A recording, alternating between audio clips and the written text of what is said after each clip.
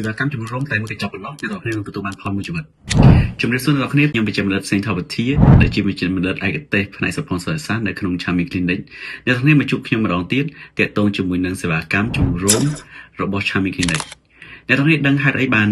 ជាសេវាកម្មនៅ Chami Clinic ទទួលបានផលច្រើនអ្នកនរគ្នាទទួលសេវាកម្មតែមួយកញ្ចប់តែប៉ុណ្ណោះអ្នកនរគ្នានឹងទទួលបានផលដែលអ្នកនរគ្នាទទួលបានគប់ចិត្តតែម្ដងដោយសារម៉ាស៊ីនរបស់ពួកយើងគឺជាម៉ាស៊ីនដែលមានបច្ចេកវិទ្យាចុងក្រោយក្នុងម៉ាស៊ីននោះយើងអាចបាញ់ជំនួសរោមរបស់អ្នកនរគ្នាដែលអ្នកនរគ្នាចង់បានហើយលើសពីកញ្ចប់ជំនួសរោមនោះក្នុងនោះកំឡុងពេលដែលធ្វើហ្នឹងក៏យើងមានកញ្ចប់ដើម្បីបាញ់ធ្វើឃ្លានអ្នកនរគ្នាស